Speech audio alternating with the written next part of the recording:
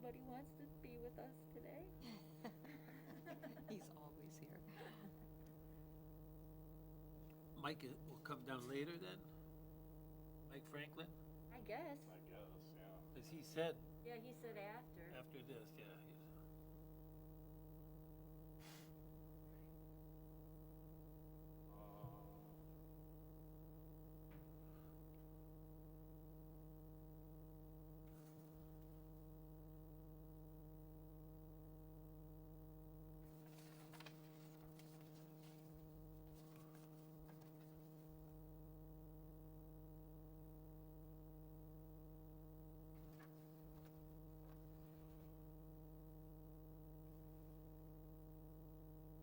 Good morning. I'd like to welcome everyone to the Finance and Personnel Committee meeting on, this is Friday, October 16th, 8 a.m. Please silence your mobile devices. And is the recording on? Yes. And would you please call the roll call? Mrs. Folio? Here. Ms. Haynes? Mr. Moskowitz? Here. Mr. Timonier? Here. Ms. Welch? Here. Okay. So we will start our meeting this morning with the Finance Director's report. Good morning. Thank you, Madam Chair. I wanted to start by just giving you talking to you about the September month end. Your statement of cash position is attached to your agenda, and as you can see, we're doing pretty decent. And I'm very optimistic that our carryover is going to be really well. And reason being, it has to do with a lot with this CARES Act money. We probably would be in pretty bad shape if it wasn't for that. And these figures are even before I did some transfers in October from the general fund out to the CARES Act money. So just looking at the general fund, now our unexpended balance, that also includes with the 1.14, that also does have encumbrances currently in that figure. But after we closed September, I ended up moving $641,101.53 from the general fund to the coronavirus relief fund.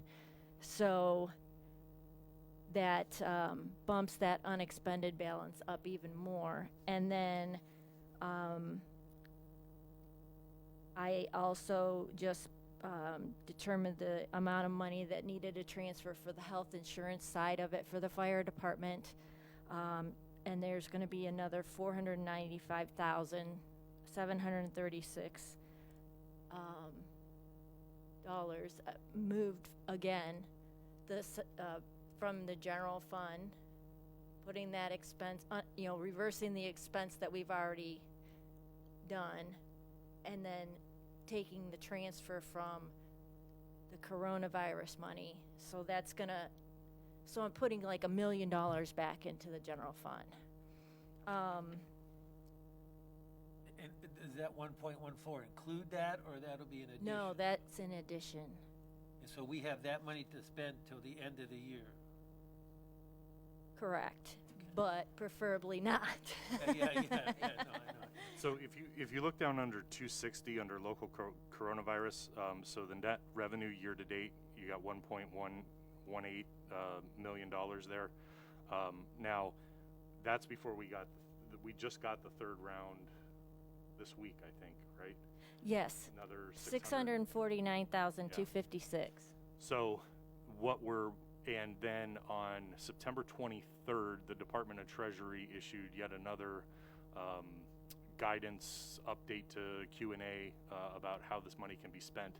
And they finally very, very much defined that all of police and fire wages and anything related to that could be considered substantially dedicated to fighting coronavirus. And they also gave the answer in there that one of the reasons that we only did 50% was because we do EMS runs, and we couldn't say that, okay, well, we're on a fire, we're doing that. However, when Treasury did come out with this opinion, it does say you don't have to create spreadsheets saying, okay, we worked 2 hours on this and 5 hours, because that's what we were afraid we were going to have to do. We felt very comfortable doing that with 50%. Now that they have come out and said, no, we can do 100%, and that we don't have to have that tracking mechanism in place, it's I can't remember how they called it, just a justified, I can't remember what the wording they used in there, but anyways, it was good for us to see that and to make that happen. Assumed. Yeah, it's just assumed, that's it. It's assumed they are substantially dedicated to this. So between what we're doing with the health department and fire department, that's relieving the general fund. And then we want to make sure that we have that money in the general fund as a carryover into next year, because as we prepare next year's budget, we're seeing some deficiencies in income that we're going to need that carryover for. I do have an appropriation ordinance on for Monday to take care of some line items within different funds, especially with housing code enforcement. Their revenue is down like $30,000, and so I'm going to have to, basically the big thing on there is I'm transferring money from the general fund out to subsidize them to get them through the end of the year. So that's basically, Do we know why there's In code enforcement? Uh-huh. 2 reasons. The first was when we switched the ordinance for rental fees, we also put in there that there would be a $25 inspection fee if we had to go out and inspect. Well, this whole time we've been shut down from going into houses, so we had assumed $40,000 in revenue from that, and we haven't Okay. realized a dime of that this year. The second reason was when we also changed that ordinance, it was found in our research that there needed to be a cap on the amount of money that a development could owe the city in rental permit fees. So for instance, the towers across the street, it was $75 per apartment, and then anything over 4, I think, was $50, and then there was a scale from there, but there was no cap. Well, now the cap's at $2,000. So properties like that, where they used to pay us close to $15,000 a year, are now only paying us $2,000 a year. So in just that ordinance change, we did find it was about, I believe Mary said, $30,000 of lost revenue for that as well. So we have been still billing for the permit fees, but again, because of coronavirus, we have not done interior inspections, so we have not collected the $25, which was $40,000 of our budget. So. Okay. Madam Chairman, can I ask about 212, line 212? That's so at the the beginning paving of levy, yes. Yeah, at the beginning of the year, there was no money because we just passed that levy, right? Right. And then, is the 827,000 what we would anticipate? No, that's what we've gotten to date, because when they did all the bids at the time, we only had the first half of the property taxes. So that's why in the unexpended there's like 406. So that's pretty close to equivalent to the second half of the property taxes that we got in August. But I guess so next year, we would get 827 again, because that's obvious, that's what the income would be based on the passage of the Correct. levy. And we're gonna have a 465 carryover. So Right, but if we'll But have we're that. only going to take the 465 plus what we get for the first half. Okay. And that's what we base our paving on. And because that's really the right way you're supposed to do it. So like in January and February, when we start looking at this, Right. you're not you're not looking at 1.2 million, you're looking at We're looking at probably right around 800,000. 800. Yeah, yeah, so so the it'll be, actual, we're gonna bid out money in hand. yeah, Yeah, okay. yeah. All right, that's, I thank you for explaining it. Any more questions on the month-end report? Okay, and then the second thing I have is with the retirement of the sanitation administrative assistant back in May, my office, along with the administrative assistant in the manager's office with Brenda, we have absorbed the billing for the containers and keeping track of all of that.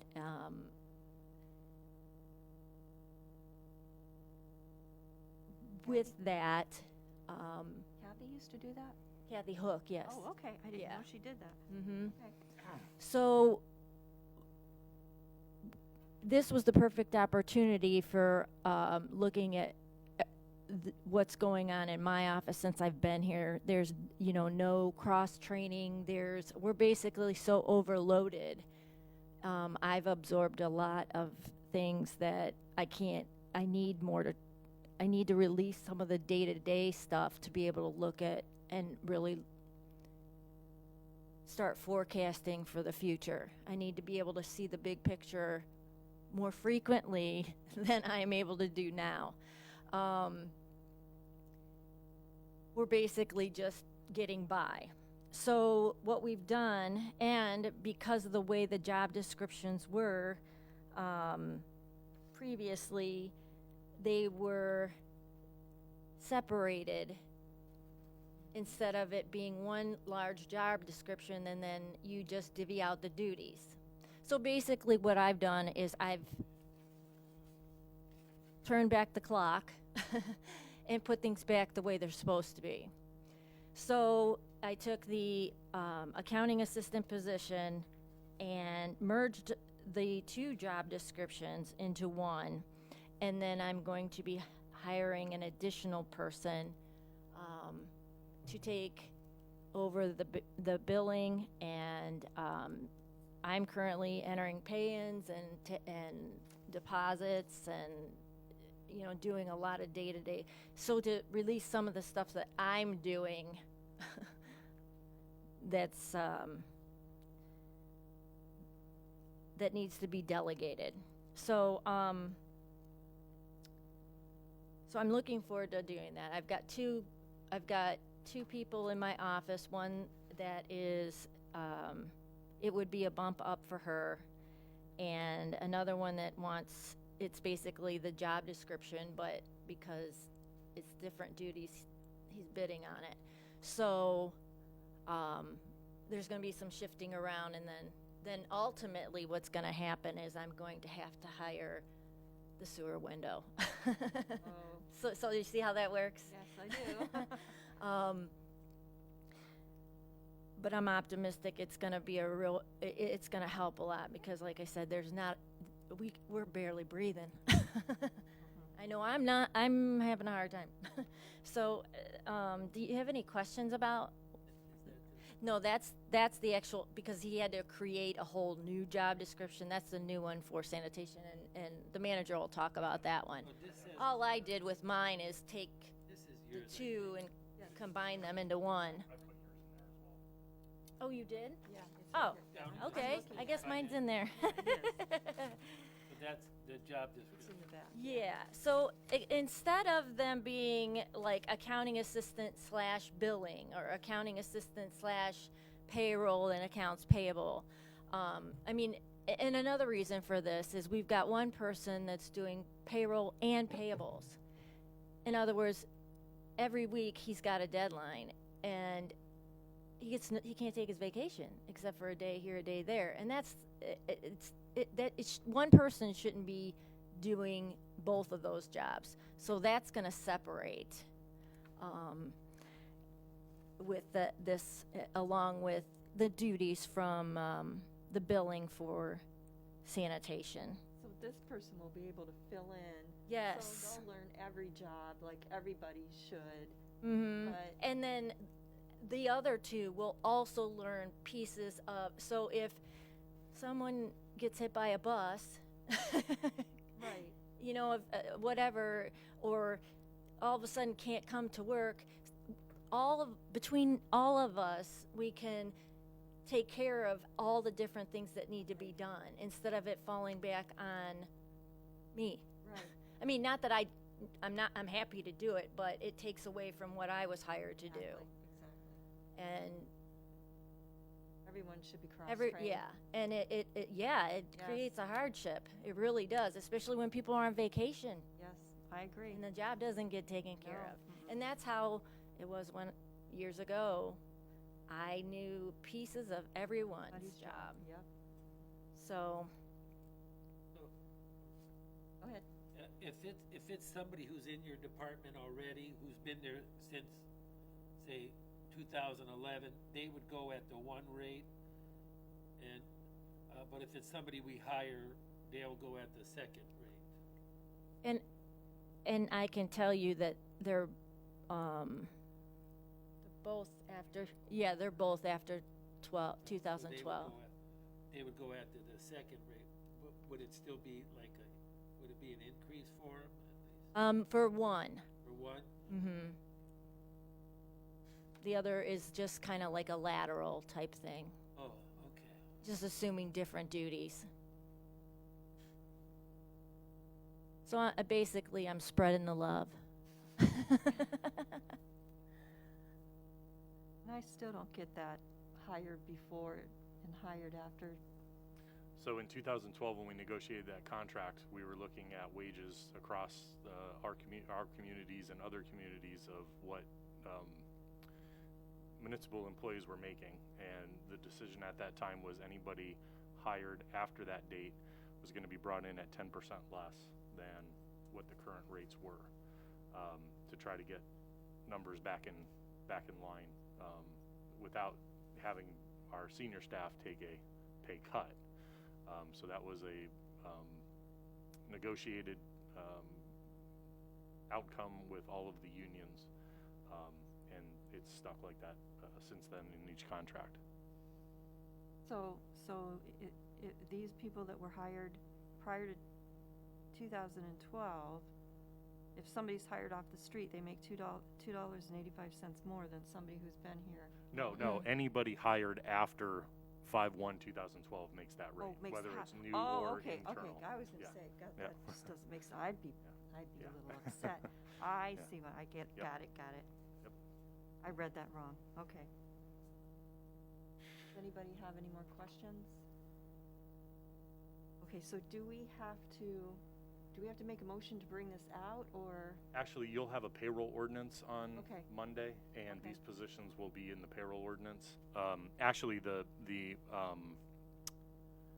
The accounting assistant is already in there. Okay, good. so this was just a negotiated change with 1197, who has signed off on that. Okay. So I guess I'll get into my portion of it too, because it'll stick with the whole theme of this sanitation personnel. So Okay, go ahead.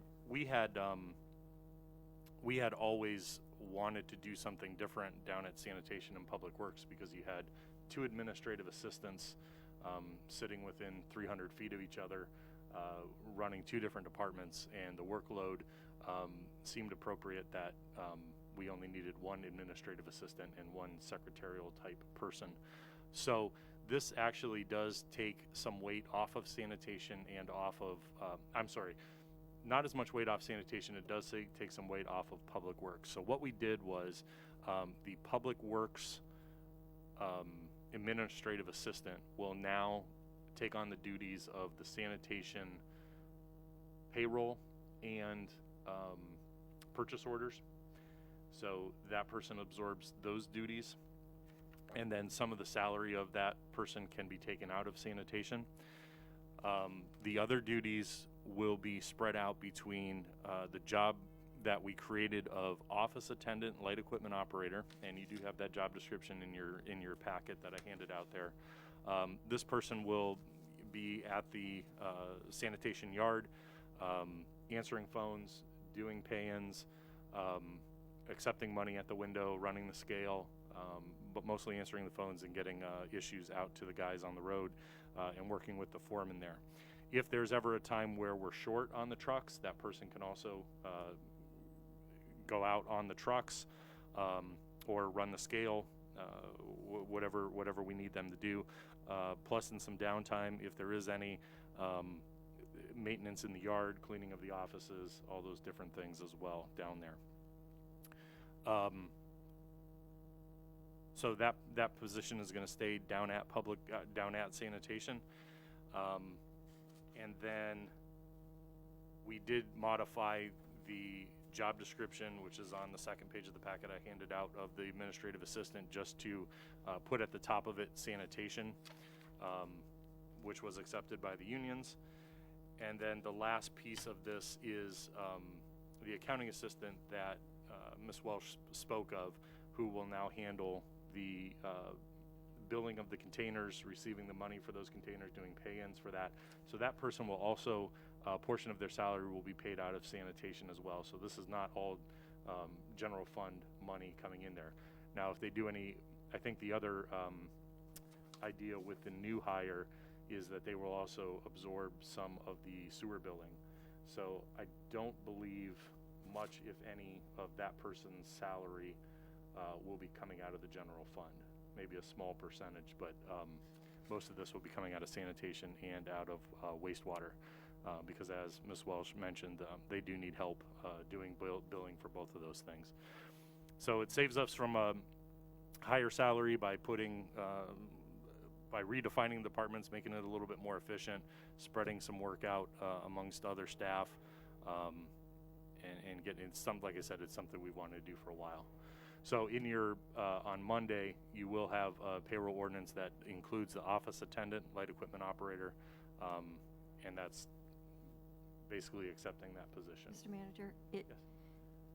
is there, I know that you split these two. Is there somebody there, will there be somebody there, since this person, part of the duties is to answer the phones, but, you know, part of the duties is to do other things. Right. Will there be somebody there all the time to answer the phones? We hope so. So we usually have the foreman and when it was the administrative assistant in the office. So one of the two should be there Okay. at all times, Okay, yes. 'cause And that's one of the other reasons we're doing this. I to get make a sure. lot of complaints sometimes. Of, nobody was there to answer the phone when I called, Well, you know. And I know Kathy was there all the time. Yes, and we also heard those complaints when Kathy was there, and we know Kathy was answering the phone, Right. and that was just because of the amount of calls that we do get down there. I know, you get a lot of We could be calls. on the call, on the phone, but, and actually we try to have both of them answering the phone, so. Okay. Yep. Okay. It has been a little bit more difficult without somebody in the office this summer, so. Okay. Ms. Fogel, Sure. how many, because Kathy retired, Mm-hmm. and then one is like a hybrid job. So I guess I'm at, how many new people are, like Tracy's gonna see an increase of one, how many new people will this represent? Because, okay, so we won't have an administrative assistant, but we will have this office attendant, so sanitation will be net zero. And so there'll be one extra person overall that's hired. Now, there will be people bumping around into all these positions. Is the one in her office, not an extra person down here, or there will be one extra? Well, because Kathy left, Yeah. this position, I guess there's not an extra we're not hiring two more people to fill Kathy's spot and another spot. This person is taking on some of the duties that Kathy had, plus we'll have other responsibilities. Yeah. And then we'll be able to get all the work done, you think, then? The most of her job, of course, was, you know, answering the phones, collecting the money down there. Billing of the containers is a big chore, Yeah. even though it's once a month. And right now they're doing that and that's what's going up to, which the billing should be up here. You know, it should be in our offices here.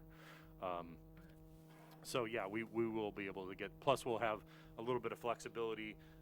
If we do have a shortage on the truck, this person can also Right. get on the truck and pick up trash and recycling. But I know we're short people, so, everywhere, really. Right, But I right. mean, Well, with sanitation, we've been able to we've had a lot of hiring down there just because of retirements and people moving around. However, we've been able to maintain that staff because that comes in through the billing. That's not income tax and everything dependent, so we've been able to maintain the staff there.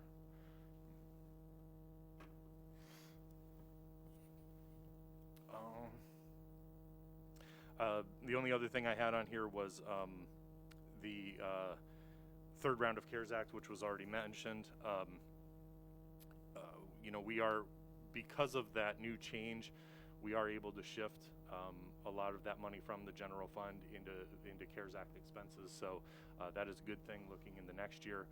There are some other expenditures that we are considering.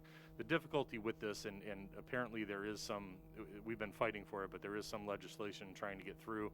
I don't see anything being done, obviously, before the election, possibly even after the election. But we're trying to get them to bump out the dates. So right now we have to have the money encumbered, dedicated to a project or an expense by, I believe, November 15th. Wow. And then the money has to be expended by December 30th. So now we just got another 600 and some odd $1,000. It's October 16th. Now, of course, yes, we can move all that stuff just in the wages and salaries, but the two other things that we are thinking of right now is some type of mortgage assistance or rental assistance or utility assistance. We do have a program that we are using our allocation grant funding for, so there is kind of a template for that. That program hasn't started yet with the grant agreements and everything that had to be signed and gone through, and the withdrawals of that money. So our allocation expenditures and that hasn't started yet. We thought, if after we look at the budget and where we want to be with carryover going into next year, what other expenses we have for this year, we might take a portion of that and put it towards it. The only other expense we're considering right now is that of turnout gear for the fire department. Our turnout gear has a 10-year life, and some of our turnout gear is approaching that. Also, with the CARES Act funding, that is an eligible expense for our fire departments to have 2 sets of turnout gear so that they can be decontaminated when they get back from a run, and still have another set available if another call came in. So I'm exploring that with the chief. Much like we saw with the ambulance, everybody when they came out with these eligible expenses is jumping on this. So delivery is our hardest part. We need to have that stuff in-house by December 30th, and unless the vendor can guarantee that, we would lose that money. So those are the types of hurdles we're working through with all of that. But I believe that was about a little over a $50,000 expense to re-outfit all of our guys with turnout gear. Yeah. Anything with lights and sirens is really expensive. That's So, great. yeah. So those are some of the things that we're looking at. Thank God for the CARES Act money. For as much of a struggle it was, and finally they're starting to relax this. I think they're relaxing it a little bit late, but I think I mentioned it at a council meeting. We're advocating that at least it go through the first quarter of 2021 for the expenditures of this money. It would be a lot easier for us to put together some substantial programs if that was the case. Okay. Anybody have any questions about the CARES Act? Okay, the next thing on our list is, I think I brought this up at the city council meeting, is recognizing city employees with a resolution when they retire. We had a couple city employees retire, and it was brought to my attention that they were very upset that they didn't get a resolution upon their retirement. So I don't know, do we have to bring it out of committee we discussed it at council, and I think everybody agreed that we should do this. Yeah. So I don't know why it came back to committee. Does anybody, I would- Stacy, can you? You said you wanted to talk about it. Yeah, I think that it's something that we need to do, but we did, I think everybody on council agreed that we should do this. And I don't know if we need to, John, do we need to set up some kind of a, I just think we need to have some kind of vehicle where we're notified, okay, like, Susie is retiring. okay. And then we would know as a council.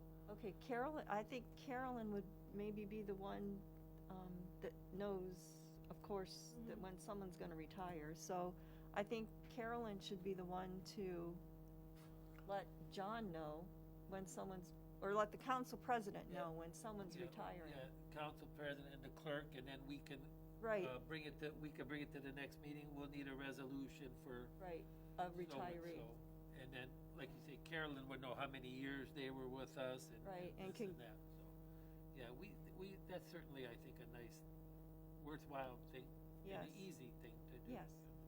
So we should do that. I think another issue was some people retire but don't get hired back in a different capacity, perhaps. That happened to me.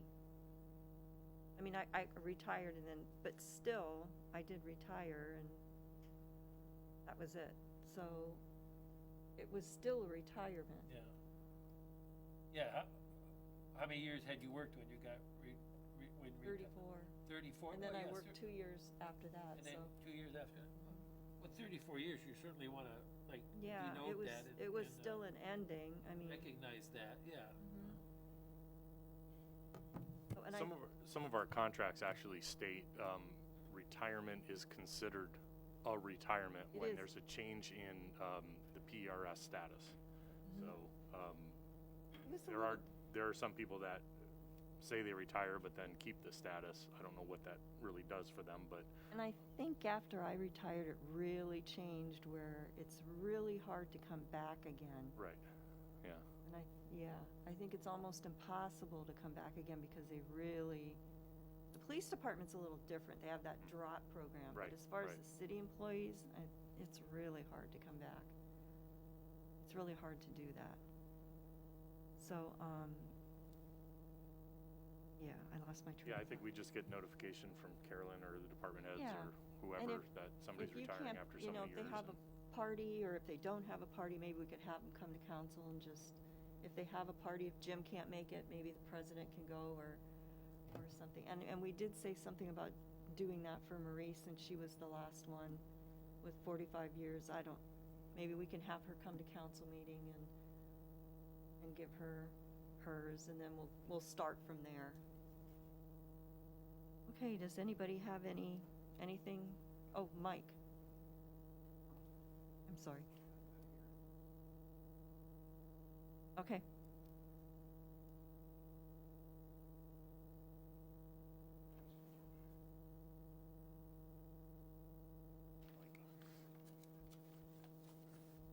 We doing this now or an executive session? Pardon me? Are we doing this now or an executive session? Is it okay if we do it now? I mean, Yeah. I don't think there's anything, No, I didn't know if we were going to have an Compromising here. executive, we couldn't have an executive session this morning. no, I want to report this to the committee as a whole. Okay. I've been communicating regularly with John and Jim about some ongoing discussions I've been having with the court. And I've been urging that we find some means of meeting and discussing or even mediating our conflicts about how the budgeting is done at the court and some mid-year changes that the court ordered. And we've got to the point where the judge acknowledges that it would probably be appropriate if we access a free service offered by the Ohio Supreme Court to facilitate and mediate disputes between any two units of government. And we have to keep in mind that our court is a separate unit of government. We're the host city. We provide facilities, we provide payroll services, we appropriate a lot of their budget, and that's our statutory obligation. But once that is done, the running of the court and the selection and hiring, firing, and so on of employees, that's entirely up to the court. So the judge has moved to the point where she said, I think it would, in a communication she gave me on October 7th, I think it would serve us all well to engage in the Government Conflict Resolution Services, GCRS, offered by through the Supreme Court, and to have an impartial third party assist us in addressing some of our ongoing points of conflict. It most certainly cannot hurt. And then she brought this up, and I'm just going to read this if I can. In the interim, we do have 2 ongoing issues, however, that must be addressed so that ongoing court operations are not compromised. In August, I issued a journal entry directing that 2 court employees would receive raises to be paid exclusively out of the court's special project fund, which the city has no discretion or control over. More on that later. This entry does not affect the city's general fund in any way. More on that later. As of this date, the order has not been complied with. I have now issued the attached administrative order directing that my August 4th entry be complied with. And that's that is a procedural step that she's taking in case she feels she needs to file a petition for writ of mandamus. Number 2, as you know, we have moved William Nemi to the position of acting chief probation officer. I'm attaching 2 judgment entries related to this change. The first is a nunc-pro-tunc entry that accurately states his previous pay as a chief probation officer deputy bailiff. The second is an amended judgment entry related to his move to acting chief probation officer / deputy bailiff. We have been trying since August to address concerns with the fact Mr. Nemi has not been appropriately compensated in his new position. Per Carolyn's August 21, 2020 email, the increase in his pay was being calculated as the difference between the chief probation officer's salary and his compensation as a probation officer. However, Mr. Nemi was and still is being partially compensated as a deputy bailiff, a position he has held since his original appointment. Thus, the calculation for his acting pay was taking into consideration both his pay as a probation officer and his pay as a deputy bailiff. The amended entry breaks down his pay for each title. We need some assurance that from the city he will be compensated in accordance with his title.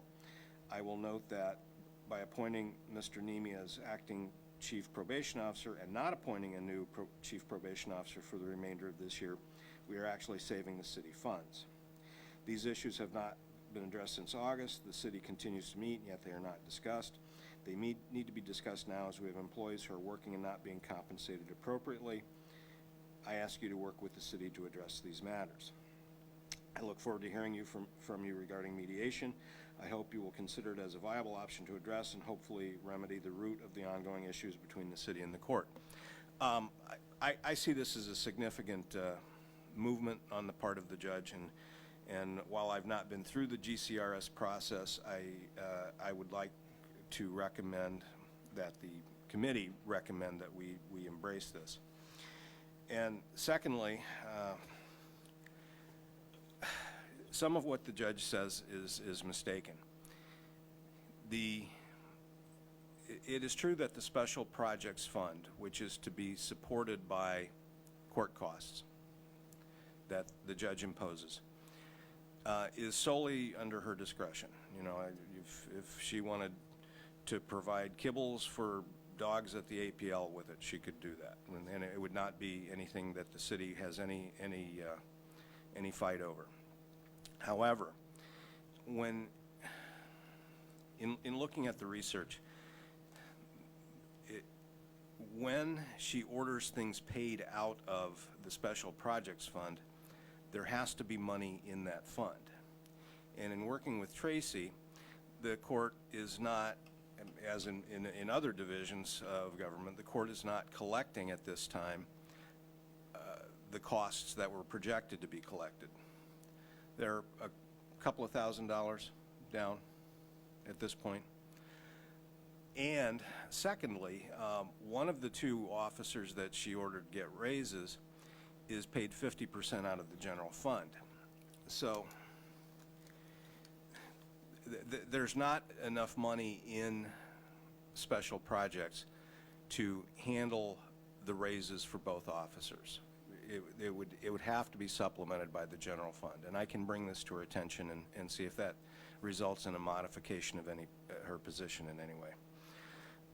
So I think we should continue to discuss that. I also, I have to wonder, and I you know, I haven't seen the extensive guidance that the city manager has studied, but is there any possibility, since these two employees are legitimately spending a good portion of their time in COVID-related, you know, detection and so on and so forth, of getting any sort of relief for the general fund for those employees? Because they do have additional duties. They used to just run people through the metal detector and provide generalized security. Now, in addition to that, they're taking temperatures, they're issuing masks, they're restricting the number of people who can go up to the second floor on a hearing. You know, they're doing some additional work. So I'm just going to throw that out there.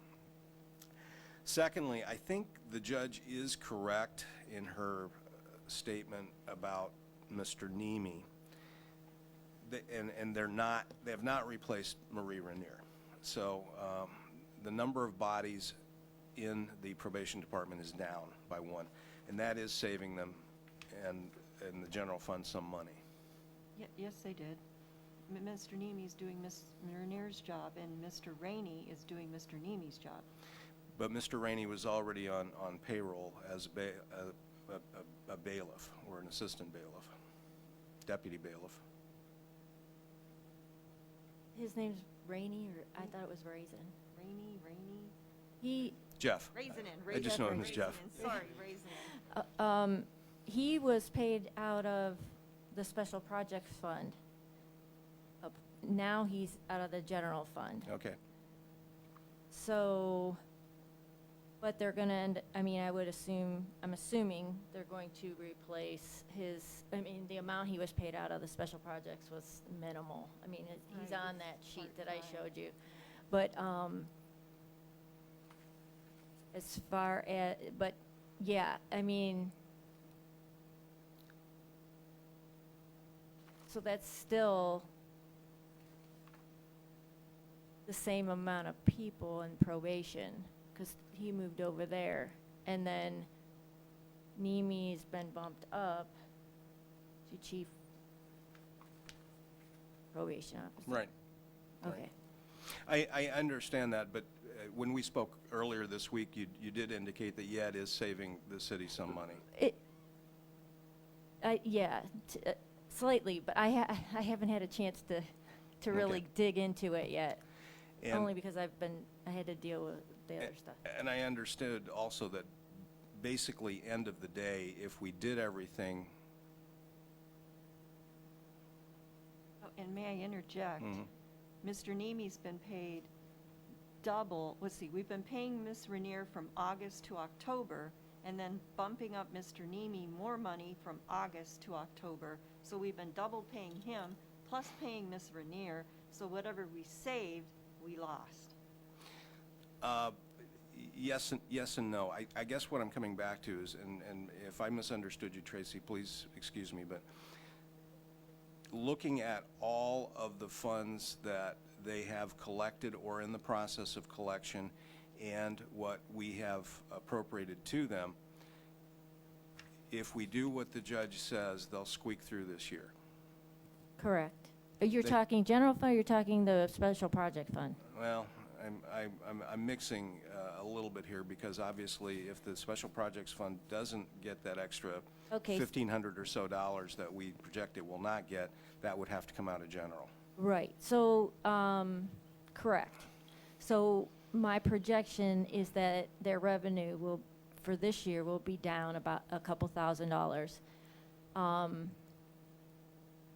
Basically, at the end of the year, I'm projecting their carryover from this year into next year to be about $10,000, where before it was only $3,000. Right. Even that added to the $28,000 that is typically a normal year. Compared to their expenses for next year budgeted, their they have a, I'm projecting a $2,610 deficit, Right, which I can't budget that way, right. That's, and based that, on paying them, bumping them up. right, and that's understood. And that is where I'm coming to you with the suggestion that with respect to this year, if it came down to mandamus, the judge will be able to show that there are sufficient funds appropriated to the court or in the process of collection, and that it is the city and not the court that abused its discretion by overruling the judge's decision to allocate personnel and compensation for personnel in the way she has. You know, we're overstepping in so doing. It is appropriate for the city to take her up on her offer to do some conflict resolution concerning next year's budget, because we can show, all right, the raises and the movements you asked for were done, but now we don't have enough money in the general fund, and unless your collections really go up in special projects, you don't have enough money in special projects to cover what you've ordered. So where can we cut? Where can we scale back? And I would say that is a productive starting point of that process. So I'm giving you this report and suggesting that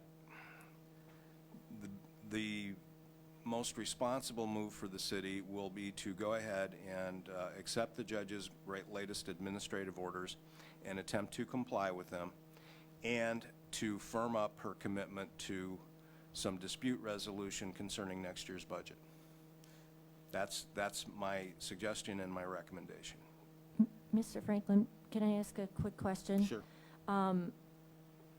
Considering the time of year it is, and that I'm in the process of currently working on the budget, how are we going to be able to do this before I have to bring it to council, or do I just I think preliminary? council, I thought about that on the way over here today, and I think what will probably have to happen if my recommendation is followed is that council will have to pass what I will call a placeholder budget for next year for the court that is balanced, and move into mediation with that. That we've created a balanced budget, and it's based on what the court did the previous year, but we've made this cut and that cut, and that's where we will need to dig into the court's budget and see if there's money that can be moved out of operating services, whatever. That's fine, but I mean, I honestly, I've already, in order to, when I did the tax budget for next year, they're operating and professional services, I cut from 12,000 down to 3,500, just to get them at that point a $790 carryover. I understand. Yeah, so I don't know what else, which is fine. I'll do whatever. I don't know. That's without transferring from the general fund. That is part of the reality we can bring to this mediation process. I mean, it's one thing for, as I've said before, it's one thing for the higher courts that have ruled in these cases almost exclusively in favor of the judge's requested budget. It's one thing to say, oh, you're separate units of government, and we can't give city councils the power to control the court through budgeting processes. The court has to be independent. It's fine to say that, but we don't have a printing press in the basement where we can just create money for the court and completely terminate all other services that the city provides to its citizens. And there has to be a balance, and I think the judge is recognizing that there can be a balance. And this, I would hope, if this dispute resolution process is worthy of its name, that we can make those points and we can move toward not only a balanced budget for the court for next year, but toward a how can we put it, a more open and dynamic discussion between the court and the city about its needs versus the city's needs and the resources that are available to meet both. Madam Chair, can I make first I have I have a question first. Wasn't the position that they were talking about giving a raise to, isn't that salary outlined as set by council? Or has that position now changed? Because Are you talking about originally that Mr. was the Nemi's case. position? I don't remember which one it was, but I thought the reason that we denied was because council set the salary of a certain position. Yes, and I felt that was appropriate. And I did some further research to make sure that I wasn't talking through my hat, and I was talking through my hat. There is a decision from the Crawford County Court of Appeals, and it was affirmed by the Ohio Supreme Court, I found, in 1985, where in that case a common pleas court judge combined the positions of probation officer and bailiff. And the county commissioners took the position that the judge can set the salary for the bailiff's position, but they got to set the salary for the probation department decision.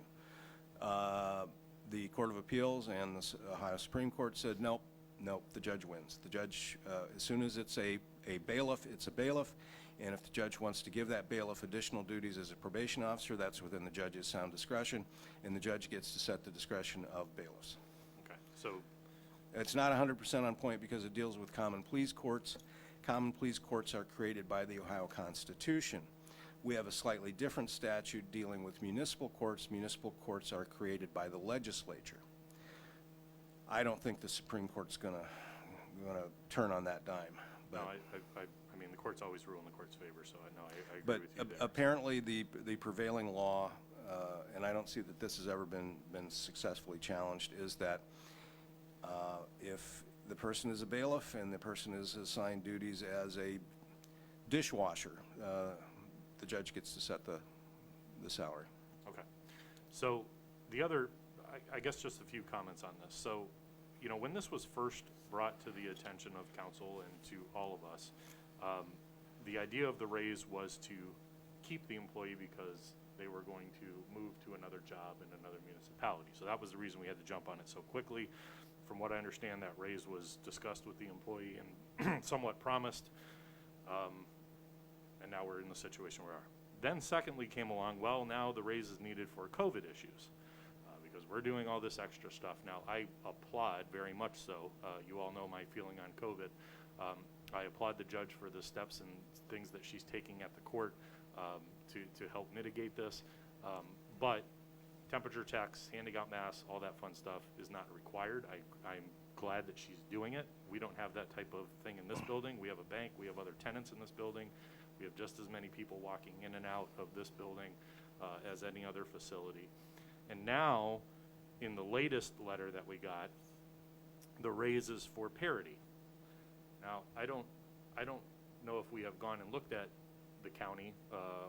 I only think of the county because when I go out there, I have to go through the same type of process. I don't think any raises have been given out there. I don't think they've been given out in Conneaut for all this same type of work. And I certainly know that my staff, who deals with this on a daily basis, most of which were furloughed or laid off during our pandemic time, has received any extra compensation for the items they do in battling COVID. The other, and I want to say this to you specifically, Mr. Franklin, because I do very much appreciate what you're doing, but I think it's very sad you have to be the between the judge and us. We're now being asked to go into mediation, yet we have this meeting every month. We are within 2 blocks of our respective offices, and yet every time we ask to have a conversation or sit down to a meeting, our quote-unquote lawyers have told us we should not do that. But now we want to go to a mediation. I just think it's sad that we have to waste the time setting up a mediation, taking our time and everything to go through something that we could sit down and talk about. Lastly, if we do go through this mediation, I want to go back a long ways with the court's budget, with their staffing, and with the staffing of the rest of the city, and compare where things keep rising and where things keep shrinking. I'm not going to go through another year where my departments suffer for the court. I'm just not going to do it. my position on it. Agreed.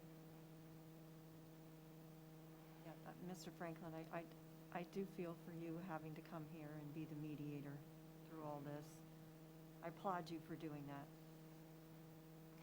Well, I will utilize my time in front of council to, again, recommend at least that we take the court up on the offer to do the mediation. And I will ask for an executive session to discuss in a little more detail some of the other issues that I touched upon in this meeting today. But I just conceive of it as being part of my job, A, because I'm the attorney for the city, and B, because I practice in that court every day, and I work with and I have respect for the judge, and I certainly work with and have respect for the city government that I try to serve. So I would like to see us all get along in a perfect world. So thank you for your time. I appreciate it.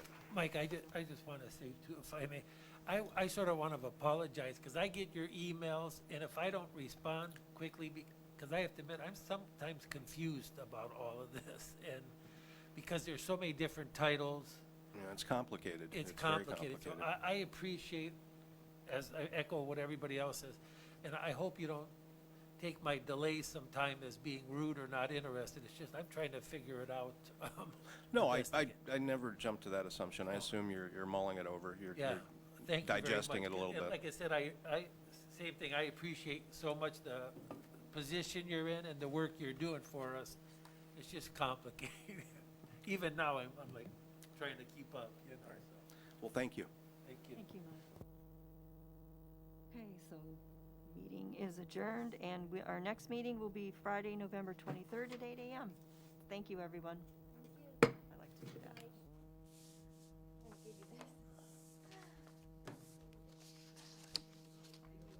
Maybe about a half hour. Oh, see, I understand everything.